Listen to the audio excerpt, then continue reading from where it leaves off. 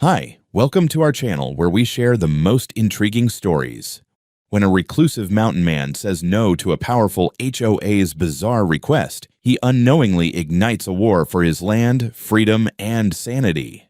Drones, break-ins, forged documents, and one stubborn homeowner who won't back down. This isn't a dispute, it's a siege. It was a Tuesday morning, the kind of crisp mountain air that hits you square in the lungs when you step out barefoot onto a cold wooden porch. I had just let out Moose, my 90-pound mutt with the soul of a bouncer, and was sipping my second coffee while watching steam rise off the pines. It was quiet. The kind of quiet you only get when you live above elevation, off-grid adjacent, and 2 miles from the nearest HOA bulletin board, which is exactly how I liked it. I bought this cabin back in 2019. It used to belong to an old forest ranger and his wife, lovely folks, salt of the earth, and not the HOA type. I gutted the place over 2 years and rebuilt it from the studs with my own hands and too much money. Now, it's home. My kingdom of silence, sanity, and 6-inch thick insulation.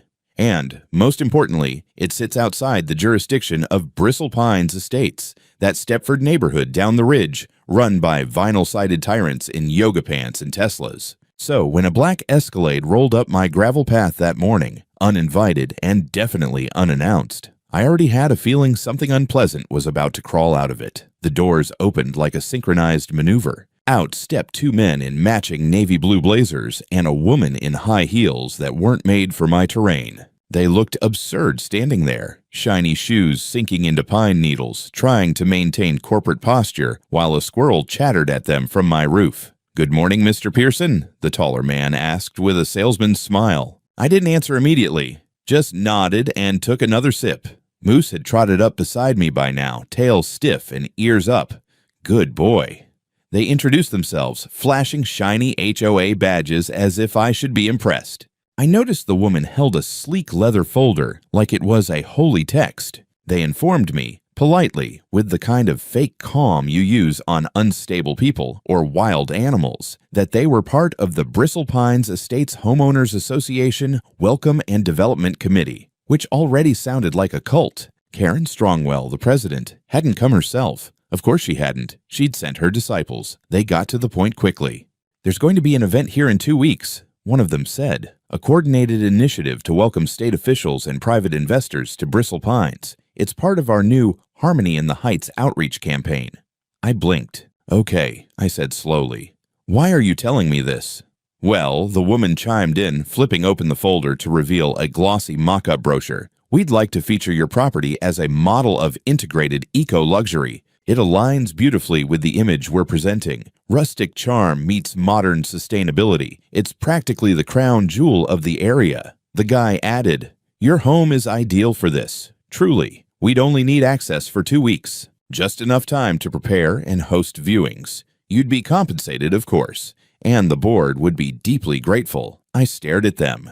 "You want me to leave my own house," I said, "for 2 weeks, so you can parade a bunch of donors and bureaucrats through it like it's a real estate timeshare?" There was a beat of silence. Then the woman said, "We'd also ask that you remove any personal items, books, clothing, firearms, for presentation purposes, just temporarily. We'll provide professional storage and security." Moose growled. I didn't. I just laughed. It wasn't a polite laugh or an uncomfortable one. It was the full-body kind that makes your coffee spill and your neighbors squirm. I set the mug down on the railing, wiped my hand on my jeans, and said flatly, "No." They looked confused. Maybe they weren't used to being refused. HOA folk usually thrive in environments where people say yes to avoid fines and passive-aggressive newsletters. "My property is not part of your HOA," I added. "Never has been, never will be. And I don't care if Karen Strongwell wants to host the governor and Beyoncé. You're not getting so much as a shed." They exchanged glances. The tall one tried again, this time with that faint edge of threat hidden under professional tone. "Mr. Pearson, while we understand your independence, we've been expanding our delegated service zone to encompass adjacent parcels. In fact, the board has voted to include your area in a preliminary engagement footprint. It's non-binding for now, but—" "You're expanding your what?"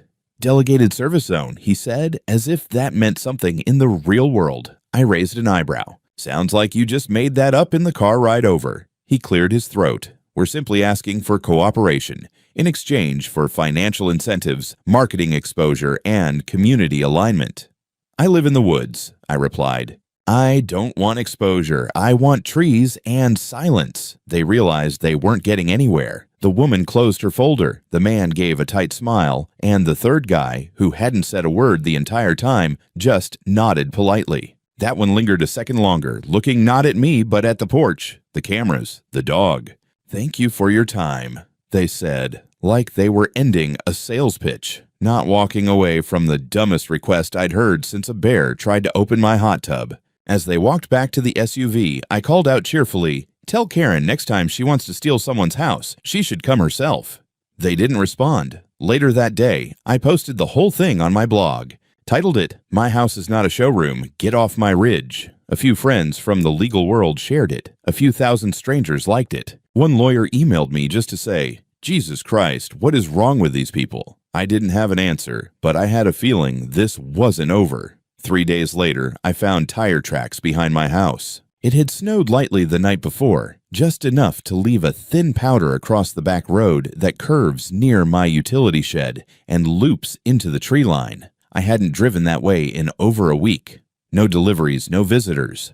Yet there they were, 2 deep, deliberate sets of tire marks leading up the hill and curling toward my rear gate, the one I keep locked with a steel chain and, up until now, untouched. Moose sniffed the tracks and let out a low, guttural growl, the kind that usually means, "I don't like this" in dog language. I agreed. I walked the line carefully, following the imprint to where the tires stopped. There were faint boot prints near the gate. Someone had gotten out, tried the lock, then circled back. No sign of entry, no damage, just a failed attempt. Still, it felt too calculated, like a dry run. Back inside, I pulled up the footage from the trail cam I'd mounted near the woodshed. Sure enough, at around 2 in the morning, 2 figures appeared in infrared, hooded, moving low, flashlights off. One went straight for the gate, rattled the chain, then turned to say something to the other. Moose had likely scared them off with his bark, because seconds later, both were retreating fast. I saved the clip and emailed it to Daryl, my attorney. Then I made myself another pot of coffee because, apparently, no wasn't an answer they were willing to accept. That afternoon, I checked the mailbox at the foot of my drive and found a thick envelope inside. No return address, just Bristle Pines Community Services Office printed in that nauseating faux elegant font they use for HOA announcements. Inside was a printed Notice of Scheduled Access Authorization. According to this masterpiece of corporate delusion, my property had been pre-registered as a temporary hosting site for an eco-aesthetic pilot display during the upcoming Investor Summit. The document stated that per Article 6 of the Bristle Pines Extended Engagement Charter, I was now considered a provisional participant in the Community Development Initiative. It even had a section that said I was required to ensure the home is vacant and available for staging no later than March 12th. No signature, no seal, just a line at the bottom saying, "Failure to comply may result in civil escalation measures as determined by the executive committee." I laughed. Then I actually read the damn thing again and stopped laughing. Tucked into the back was a single-page minutes summary of a supposed HOA board meeting. My name was listed as present. The line read, "Zachary Pearson agreed in principle to temporary staging, pending logistical clarification." I'd never been to a single meeting, not one. And if I had, I'd remember agreeing to let strangers fondle my furniture and breathe on my pillows. I texted Daryl. They forged a board meeting record with my name on it. His reply came in under a minute. "Send me scanned copy." Don't respond to them. This just crossed into criminal territory. That night, I pulled every camera feed I had and backed it all up to external drives. Then I spent 2 hours installing new sensors along the back perimeter. The motion detectors near the shed were old-school infrared. They'd worked for years, but now I added a pressure mat near the gate and a secondary sensor aimed at the tree line. Moose didn't like the latter, but he supervised loyally while I rigged a wireless signal booster up on the chimney. Now, any break-in attempt would alert both me and the local sheriff's department. Later that evening, while reviewing my security network, I noticed a new motion ping on the southern path. It was subtle, too far to see clearly, but the camera caught something glinting in the moonlight. A drone. A small quadcopter hovered near the porch roof for about 30 seconds before zipping back toward the valley. I couldn't tell where it came from, but it wasn't Amazon, and it damn sure wasn't my neighbor's kid, unless he'd gotten into industrial surveillance. The next morning, I found the drone again, or what was left of it. It had returned, probably on an automated route, and Moose had knocked it out of the air with a leaping snap of his jaw, like it was a flying chew toy. The remains were scattered across the yard, cracked rotors, busted camera lens, and a tiny memory card buried in the snow. I picked it up, bagged it, and took it inside. One of the rotors had a sticker, BPE Survey Unit. Bristle Pines Estates again. These people had the audacity to send reconnaissance tech to my home, like they were preparing for a military annexation. I drove the busted drone and the fake HOA document down to Daryl's office. He met me at the door, took one look at the gear, and muttered, "Jesus, these people are out of their minds." By the end of the meeting, he'd drafted a cease and desist with an accompanying packet of legal documentation, property boundary maps, title records, and state zoning definitions, all clearly stating that my land was private, unaffiliated, and legally outside the Bristle Pines HOA authority. He added a cover letter with one sentence in bold. Any further attempts to misrepresent ownership or jurisdiction will be met with criminal and civil litigation without further notice. I was still pissed when I got home, but I'll admit, I slept. With the shotgun a little closer to the bed that night. It happened at 2:48 in the goddamn morning. I remember the exact time because my alarm system screamed me awake like a banshee. And when you live in the woods with no neighbors close enough to hear a chainsaw, that kind of noise doesn't just startle you. It sends your adrenal glands into overdrive. Moose was already off the bed and barking like a man possessed. I grabbed the Mossberg from under the frame, not paranoia, just standard practice out here, and rushed toward the entry hall. The motion sensor lights outside had already lit up the porch and driveway, but the alert hadn't come from the front. It came from the side, the mudroom entrance, where I kept the utility panel, extra coats, and a perfectly boring window I never thought anyone would be dumb enough to target. I stayed low, weapon leveled, and peeked through the edge of the blinds.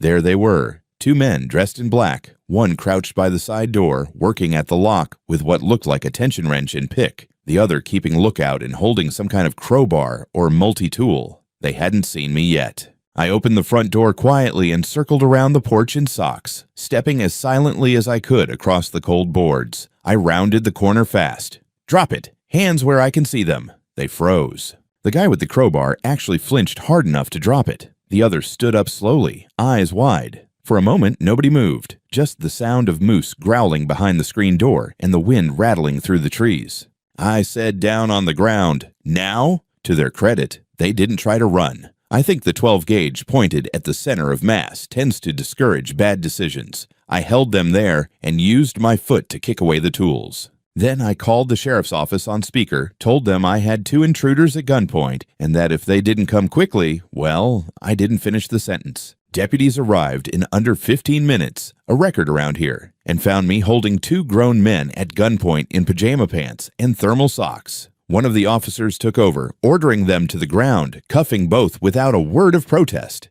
The kicker, one of them, the one with the tools, had an HOA contractor badge hanging from his jacket. It was laminated, official-looking, complete with the Bristle Pines Estates logo and a very clean signature at the bottom. I asked to see it up close, and there it was. Karen Strongwell, in bold, loopy penmanship under the words Temporary Access Contractor Authorization. I barked a laugh and handed it to the deputy. The men started talking as soon as they were seated in the back of the cruiser. They claimed this was authorized access, part of a scheduled staging prep. One of them even had the nerve to say they were trying to meet a timeline set by the board. I gave my statement to the deputies, showed them the security footage, the prior drone incident, the forged notice I'd received. They looked increasingly uncomfortable the more they saw. One of the deputies, an older guy named Reeves I'd seen around town, pulled me aside and said, "Between you and me, they've been stepping on a lot of toes lately. HOA used to stick to fences and paint color complaints. Now they think they're City Hall." "Trying to break into my house isn't a code violation," I replied. "It's a felony." He nodded grimly. They hauled the 2 guys off and said detectives would be in touch. I stood there in the cold until the last tail light disappeared behind the trees. then went inside and sat down at the kitchen table, my hands still shaking slightly. By 7 that morning, it was already in motion. HOA released an official statement on their website titled, "Miscommunication leads to unauthorized contractor action." The wording was a masterclass in weaseling, blaming subcontractors, vague scheduling misalignment, and reiterating that the community remained committed to positive neighbor relations and transparency. They didn't mention my name, of course, or the fact that their people had tried to pick my lock in the middle of the night. I sent the article to Daryl, who replied instantly, "This is the beginning. Keep everything." We're going full escalation mode. Later that day, I got a visit from a local reporter who'd picked up the police scanner chatter. Young guy, wide-eyed, probably fresh out of journalism school. He asked if I'd be willing to talk. Off the record, I said. He nodded, so I gave him the full rundown, showed him the fake HOA document, the drone wreckage, the contractor badge. I watched his expression shift from curious to incredulous to outright disturbed. I thought HOA stuff was just, annoying letters about lawn care, he muttered. Not out here, I said. Out here, they think they own the mountains. That night, I wrote a new blog post titled, "When HOA Sends Burglars Instead of Emails." It blew up. The comments ranged from outrage to disbelief to full-blown legal nerds dissecting municipal overreach and private land rights. I even got a message from a retired judge who called it a fascinating example of extrajudicial arrogance. Still, the part that kept replaying in my head was the look on the second guy's face. The quiet one. The one who hadn't said a word, even when cuffed. Something about him wasn't right, like he knew more than he let on. And he wasn't scared. Daryl called me 3 days later with a tone in his voice that made me sit down before he even said the words. "You're not going to like this," he said. "Too late for that," I replied. "What now? They installing a toll booth on my driveway?" He didn't laugh. "I got a copy of the investor packet Bristlepine sent out for their summit. A source inside the county development office forwarded it. It includes your house. Full color spread, page 6, front and back." My jaw tightened. And they used my house. Photos, address, architectural summary. Hell, they even slapped on an estimated market value and described it as community-aligned Eco-Lux showcase property, maintained under BPE service zone standards. I felt my blood. Pressure spike. I never gave them a damn thing. I know. That's not the worst part. I waited. They included a copy of a temporary agreement signed by you, with your signature, email attachment sent to the county planning committee, dated 2 weeks ago. I stared at the wall for a solid 10 seconds. They forged my signature? Looks like it. That was when I stopped pacing and sat down hard. Moose, sensing the shift, rested his chin on my knee. I reached for my phone with one hand and a bourbon with the other. Daryl continued, "I've already sent it to a forensic document examiner, former FBI. Should have a written report in 48 hours. But I've seen enough of your signature on legal letters to know this is absolute crap." He emailed me a copy. The moment I opened the PDF, my stomach dropped. It was close. Someone had clearly traced or digitally forged a previous signature, but there were slight differences. The Z in Zachary had a loop I never use, and the slant was just wrong. I forwarded it to my own forensic expert for a second opinion. Meanwhile, Daryl started preparing a formal criminal complaint. At this point, we weren't just dealing with trespassing or intimidation. This was document forgery, fraudulent misrepresentation, and misuse of private property for financial gain. The investor booklet wasn't just promotional fluff. It had gone out to multiple grant offices and investment groups. Bristle Pines was actively soliciting money using my property as a centerpiece of their expansion plan. They were trying to profit off my land while simultaneously threatening to sue me for non-compliance. The gall was astronomical. That evening, I posted another update to the blog titled, "Apparently I now work for the HOA." I embedded the investor booklet cover, the page featuring my home, and a giant red caption that read, "Never signed anything, still not a member. Bite me."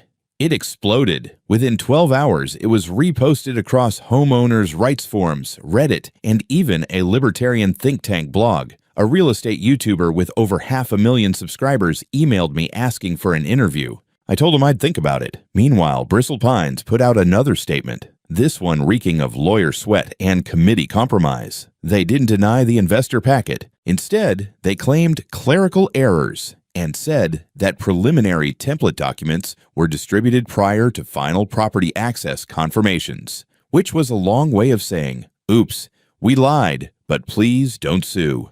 Too late. The next morning, I drove into town to meet Daryl at the courthouse annex. We were filing the formal civil suit, $500,000 for invasion of privacy, fraudulent use of property, emotional distress, attempted misappropriation, and illegal use of architectural images without consent.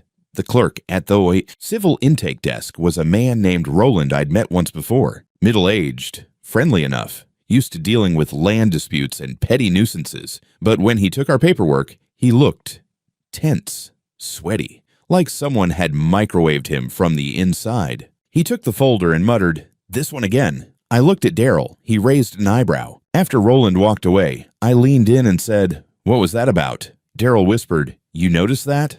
"Yeah."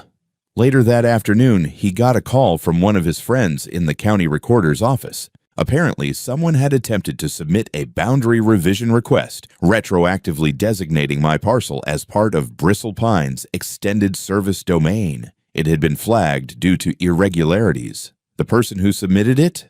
Karen Strongwell, personally. Even better, there was a record of her meeting with Roland the clerk, in person, twice. The second time, she came alone, brought coffee, and left behind a sealed envelope that no one logged. We didn't have hard proof. Yet. But the implication was clear. She was trying to bribe a public official to alter the land records. Now it wasn't just HOA shenanigans. It was potential felony-level tampering with public records. Daryl's tone that evening was clipped and electric. "We're elevating this. I'm contacting the state attorney general's office and submitting everything. She's not just overreaching. She's running a racket." That night, I poured another drink and sat on my porch looking out at the tree line. It wasn't just about me anymore. This woman was orchestrating a goddamn hostile territorial takeover, and she wasn't even smart enough to hide the fingerprints. Somewhere out there, I had a bad feeling this wasn't even close to the full picture. And something told me that quiet guy, the third one from the first visit, the one who kept his mouth shut, knew exactly what was going on. The first attack was digital. My blog went down around 4 in the morning. I didn't notice until Moose started whining at the back door, and I got up to let him out, checked my phone like a half-awake zombie, and saw 36 unread messages.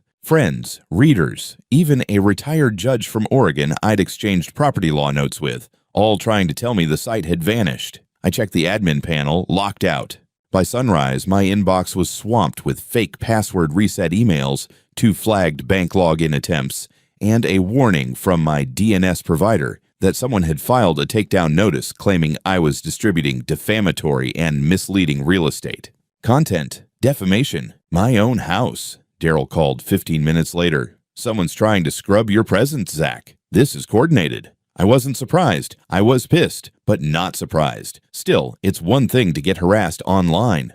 What came next proved they were done playing subtle. By noon, someone had dumped 2 full bags of construction debris at the end of my driveway. Broken drywall, insulation, and what looked like smashed cabinetry from a mid-90s kitchen. There was a sticky note taped to a broken plank that just said, "Reuse, redesign, reconnect," a Bristle Pines marketing slogan. Later that day, I found my mailbox had been stuffed with HOA newsletters, hundreds of them. Someone had taken the time to bulk print old newsletters and jam them in until the hinges snapped. I had to pry it open with a crowbar. By dusk, a goddamn firecracker went off in that same broken mailbox. Moose barked so hard he almost knocked over the kitchen chair, and I had to dig charred plastic out of my gravel. This wasn't just intimidation anymore. It was an attempt to make me crack, force me to fight a war of attrition on every front, digital, legal, and now physical. I drove into town the next day to file another police report. Deputy Reeves raised his eyebrows when I listed it all out.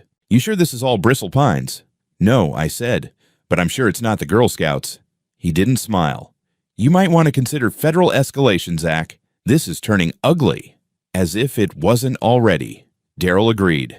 He had already contacted the state attorney general's office, but now he was calling in a few favors at the Department of Housing and Urban Development. He told me he'd heard rumors that Bristle Pines had been playing games with federal grant programs, designating properties as community resources to score beautification funding and eco-redevelopment money. Wait, I said. You're telling me they've been using properties they don't own to get HUD money? Exactly, he said. If we prove that your house was included in a federal grant application and that they forged consent documents, it's not just fraud. It's a federal crime. I stared at him.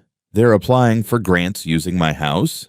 Trying to, he said. I've got people pulling documentation, and we're not the only ones watching. I frowned. What does that mean? That quiet guy. From the first visit. The one who didn't talk. Yeah. Daryl leaned back in his chair. His name's Eric Malden. I had him checked. Not on HOA payroll, no company records, but his name pops up on a task force list under a HUD internal program, an anti-corruption probe tied to housing development abuses. I blinked. You're telling me that guy's a federal plant? Daryl smiled thinly. I'm telling you, we've got a mole on the inside. And he just sent me an email. I leaned in. He's been recording meetings. Internal emails. He says Karen's been running a fake expansion initiative using neighboring properties. Yours, a retired veteran's down the ridge, even a family cabin she had condemned as unstable just to flip it. He paused. Eric thinks she's funneled over $300,000 in bogus renovation grants, all tied to properties the HOA doesn't legally control. I sat back and exhaled. Jesus. Yeah, we knew we had to move fast. The longer this dragged, the more damage they'd do. Daryl coordinated with the feds. I prepared for more retaliation, installed another set of cameras, these with solar backup, and buried 2 trail sensors along the ridgeline. I wasn't just documenting now. I was preparing for siege. That weekend, a van showed up on the edge of my lot, unmarked tinted windows. It sat there for over an hour without anyone getting out. I didn't approach, just filmed it from inside, time-stamped the video, and emailed it to Daryl, who forwarded it to the feds. No plates, no movement, just pressure. At night, I'd sit on the porch with Moose curled at my feet, shotgun nearby, waiting for movement in the trees. Sometimes there was none. Sometimes I'd catch the reflection of binoculars in the woods, always gone by the time I stood up. Karen was trying to isolate me, break me, turn my sanctuary into a prison, but I wasn't going anywhere. And with Eric's recordings about to hit the right hands, she was about to learn what happens when you try to bulldoze the wrong cabin. The courthouse smelled like moldy paper and linoleum polish. It always did, but that morning it felt different, heavier, like the walls knew something was coming. I walked in wearing my only clean sport coat, jeans, and boots, with just enough mud on the soles to make a statement. Daryl was already there, sipping burnt lobby coffee and flipping through our case files like a man reviewing enemy troop formations. This is it, he said, not looking up. They try anything today, we bury them. Karen was there too, of course. She came flanked by 2 attorneys and 1 PR assistant who looked like she'd rather be dead than breathing the same air as the rest of us. Karen wore her usual face, Botox calm with undertones of indignation, but this time her eyes gave her away. Too alert, too calculating. She expected a fight. She just didn't know we'd already pulled the pin. The courtroom wasn't packed, but there were enough people. A few reporters, 2 county reps, someone from the zoning office, and, curiously, a sharply dressed man in the back who didn't fit the local crowd. I caught his eye once. He nodded. That was all. The judge, Honorable Lorna Green, was a no-nonsense, military-voiced woman who'd once thrown a developer out of her court for trying to bribe a clerk with Super Bowl tickets. My kind of judge. We started with the civil case. My lawsuit for $500,000 in damages. Karen's lawyers tried to downplay everything. The investor packet. A clerical error. The fake agreement with my signature. A miscommunication between marketing and legal. The attempted break-in. An unfortunate incident involving independent contractors who misunderstood access rights. Green's brow twitched every time they said something dumb. Then it was Daryl's turn. He handed over a thick binder of evidence, labeled and tabbed, and walked the court through it methodically. The fake service zone documents.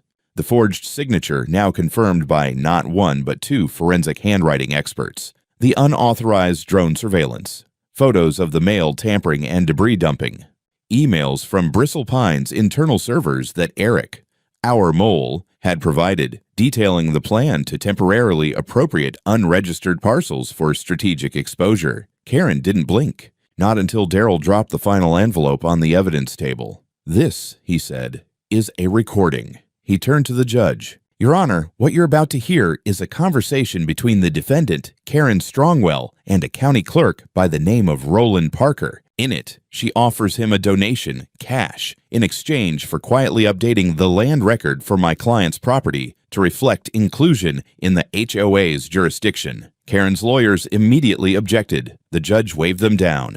The audio crackled to life. Karen's voice was unmistakable, calm, charming, offering a little extra for your time, and a way to get this handled without all that paperwork mess. Roland was hesitant. Karen persisted. When the clip ended, the silence was suffocating. The judge sat back slowly, then looked at Karen like she'd just found dog hair in her soup. "This court," she said, "is now referring this matter to the district attorney's office for immediate review of criminal conduct." Karen's lawyers scrambled. The PR assistant looked like she might puke. But we weren't done. The sharply dressed man in the back stood up, cleared his throat, and introduced himself. James Moreno, Special Investigator, U.S. Department of Housing and Urban Development. He walked to the front and requested permission to present supplemental materials to the court. Green allowed it. What followed was the public autopsy of Bristle Pines Estates. Moreno laid it out in precise clinical language. Over $320,000 in misused grant funds.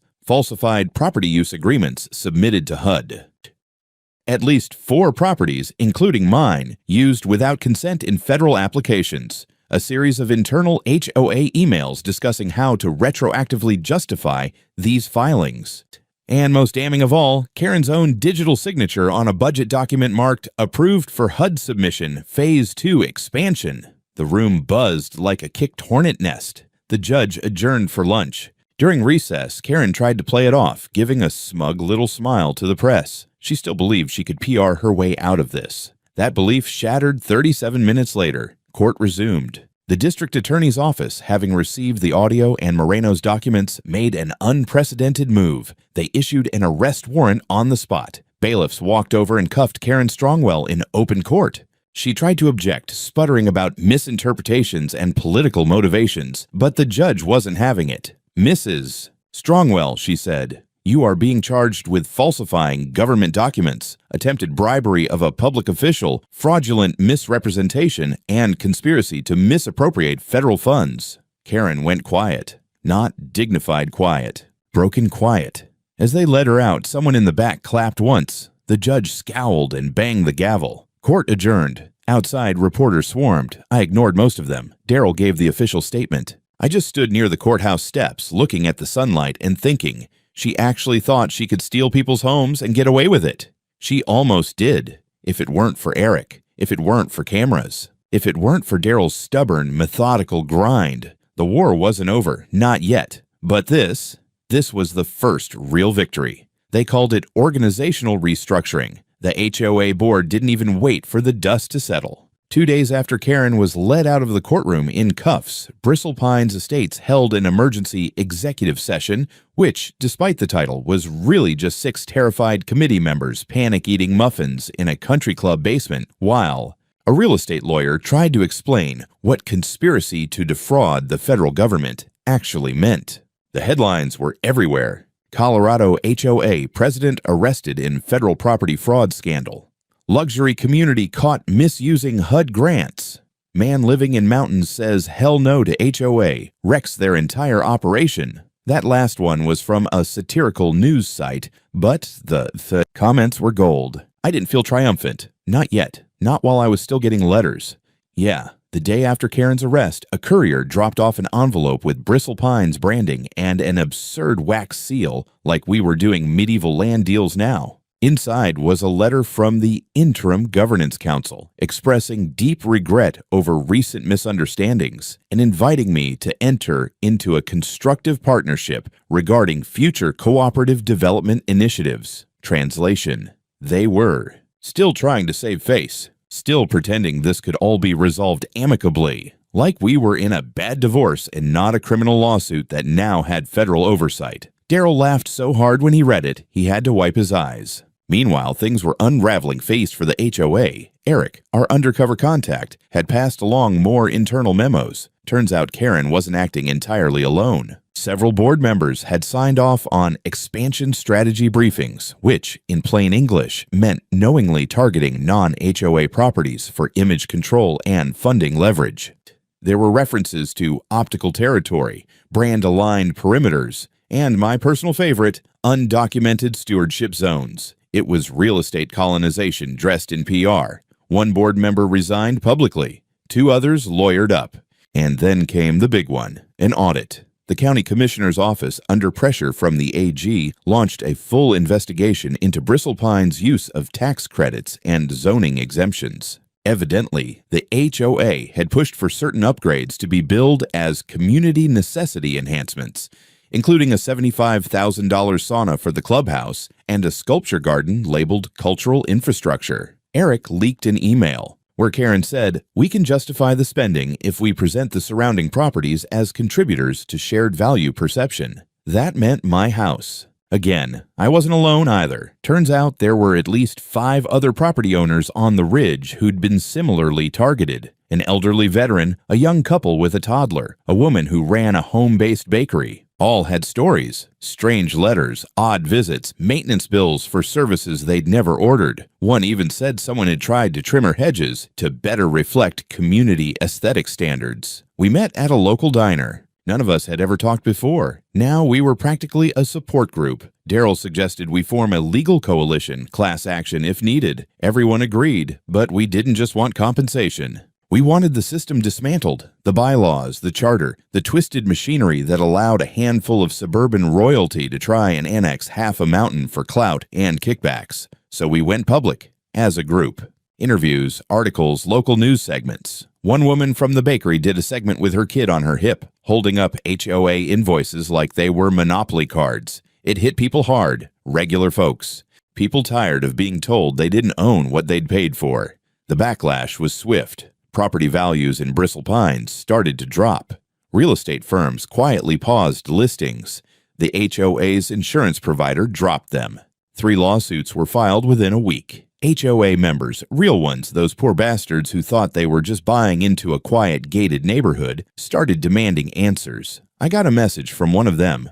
"Wish I'd read your blog before moving here. Now I'm stuck with a mortgage, a lawsuit, and a community newsletter that reads like a death rattle." I told him to keep everything, records, emails, screenshots, because the structure was collapsing. By the end of the week, the Bristol Pines HOA board voted to suspend operations indefinitely. Legally, it was a pause. Practically, it was a white flag. The community clubhouse was padlocked. The official HOA site was replaced with a single sentence, "Under review pending legal matters." Even the damn Instagram account went dark, but my favorite moment came quietly.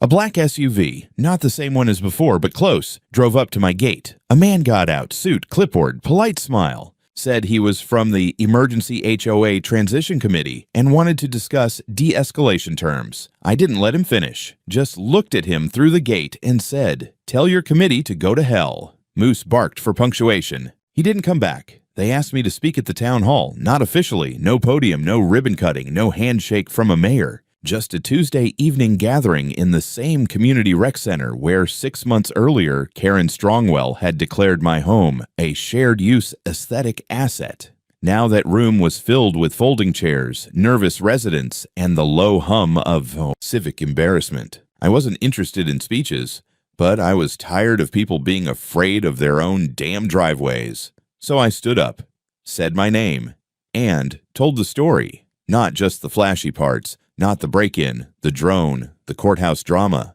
I talked about the small stuff, the first knock on my door, the absurdity of being asked to hand over keys to strangers for a property I'd bought outright, the way my mailbox exploded, the way no one in power seemed surprised. I talked about ownership, how it means more than a title or a deed. It means peace, privacy, that sacred moment when you close the door and exhale. And how HOA politics had become a machine that eats that peace, one legal clause at a time. I didn't ask for applause, but I got it anyway. Not loud, just real. Later, as people filtered out, one older man approached me, said he used to be on the HOA board but left years ago when it stopped being about neighbors and started being about leverage. He shook my hand and said, "You reminded people they don't have to say yes to crazy." I didn't know what to say to that. So I just nodded. The lawsuit ended better than we expected. Karen took a plea deal, 13 years. Wire fraud, attempted bribery, falsification of documents, obstruction of justice, misuse of federal funds, the works. Her attorneys tried to frame it as a tragic fall from grace. The court didn't buy it. 2 more board members were indicted. 1 flipped. The HOA dissolved formally within a month. Its assets, the clubhouse, community vehicle, funds in reserve, were seized, pending redistribution to damaged parties. Me? I got my check, $500,000. But the real win came the day the new county zoning map was released. There it was, in full color. My land, once listed under Extended Development Overlay, Bristle Pines, now marked with a bold black line and the word excluded in capital letters. You bet your ass I printed it, framed it too. Right next to my front door, under a plaque that reads, "Not subject to HOA authority, ever." I updated the blog one last time. The cabin that fought back. I included photos, the investor packet with my stolen house on the cover, the drone Moose destroyed, the letter from Hood confirming the investigation's results. I ended it with a single line. Privacy is not a luxury. It's property, and it's worth defending. It got picked up nationally. Interview requests came in. NPR, Vice, even a streaming docuseries crew. I said no to most of it, except one podcast. The host let me rant for 20 minutes about the Constitution, real estate law, and why anyone trying to curate community optics can go pound sand. The cabin's quiet again.